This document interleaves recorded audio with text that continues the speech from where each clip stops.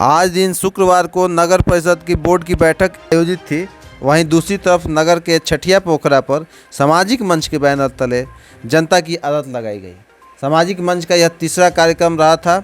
इस कार्यक्रम में 26 सूत्री मांगों को तैयार करके नगर परिषद को सौंपने की बात कही गई।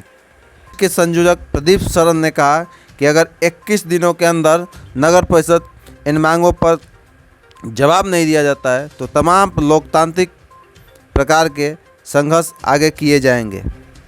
इस मौके पर तमाम लोगों ने अपनी बातों को मंच के सामने रखा। मंच के संयोजक प्रदीप शरण ने वर्ग फीट वसूली के नाम पर हो रहे खेल को लोगों को बताया। जितना ज्यादा टैक्स चुनाव पर लगेगा उतने करोड़ करोड़ का अनुदान होगा।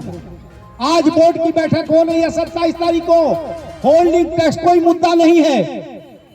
चुनाव आप किस पर लड़ते साहब? आपका चुनाव का घोषणा पत्र मेरे पास है। आपने व्हाट्सएप से इसका घोषणा किया था कि होल्डिंग टैक्स की कमी करेंगे, उस पर विचार करेंगे। आज आप मंच को या चुनाव होल्डिंग के खिलाफ लड़ने वालों को कह रहे हैं कि ये लोग राजनीति कर रहे हैं। आपको जानकारी हो कि ये जो लड़ाई है ये हमारी लड़ाई थोड़े है। आपको हमने जनप्रतिनिधि बनाया है। आप राजा नहीं है, भूल जाइए।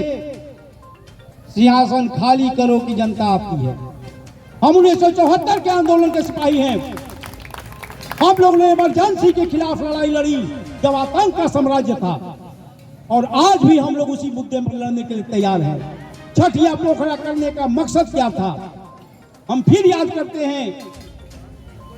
यहां सारे लड़ाकू लोग हमारे बीच नहीं रहे। आज महेंद्र भाई यहां बैठे हुए हैं। एक टीम हुआ करती थी, महेंद्र भाई, एक टीम हुआ करती थी, और उस टीम के सारे साथी हम लोग हर मुद्दे पर एक साथ हो जाते थे। आज सब अपनी अपनी समस्या से ग्रसित हैं। हमारे प्रतिनिधि जो चुनाव जीते हैं उनका एक ही लक्ष्य है, उसको मैं कहना नहीं चाहता हूं। हम लोग सेवा भावना से जुड़े थे। सेवा भावना और अर्थ की प्राप्ति दोनों अलग अलग चीज है।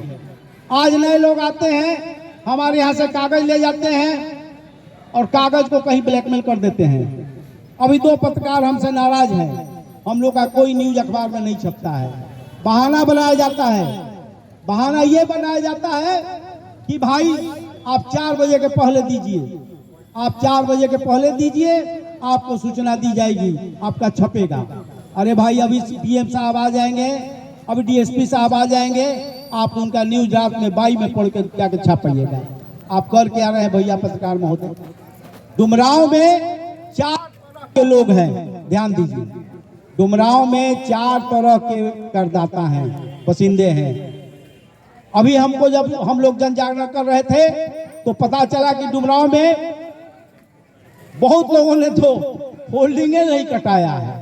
मकान उनका 60 साल पुराना, 50 साल पुराना है, लेकिन उनका होल्डिंग नहीं कटाया, ना उनका होल्डिंग बना है। अभी सुनील जी ने कुछ बातों को रखा, टुकड़े टुकड़े में सारे सवाल हम लोग के पास आए थे, उसका हम लोगों ने संकलन किया और हम उन महान विभूतियों को याद करते हुए 42 का आंदोलन, हमारे 4 शहीदों ने सीने पर गोली खाई थी, पीठ पर गोली नहीं खाई थी। किस समाज के लोग थे, ये सबसे बड़ी बात है। क्या आग थी? वो आग आज कहां चली गई? हमारे बैठे हुए चचा हैं गंज पर, पश्चिम टोला एक मजबूत ताकत हुआ करती थी। नए लोग नलिनी प्रसाद त्यागी, मधुप जी, रामेश्वर नाथ तिवारी, विश्वनाथ गांधी, 174 लोगों की लिस्ट मेरे पास है जो सामाजिक रूप से काम मेरे साथ भी बहुत सारे लोगों ने किया है। आज कोई उनका नाम नहीं लेता है। क्या बात होगी भाई? हम उनको भूल रहे हैं। आज समस्या हमारे कपार पर आ गई। टैक्स जो है ये कहता है 660 में कि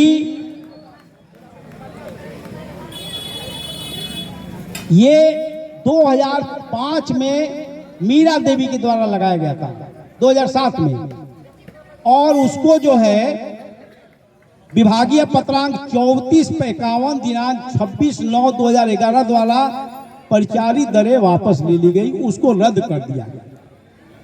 रद्द कर दिया गया। रद्द करने के बाद उसने कहा कि वार्षिक किराया मूल्य निर्धारण, ये जो शब्द है ये बहुत महत्वपूर्ण शब्द है। वार्षिक किराया मूल्य निर्धारण का मतलब ये हुआ कि हर 5 साल के बाद उस टैक्स में 15% की बढ़ोतरी की जाएगी। मास्टर साहब हम गलत कह रहे हैं तो बोलिएगा। 1972 के बाद कौन से कारण थे कि वार्षिक किराया मूल्य का निर्धारण नहीं हुआ?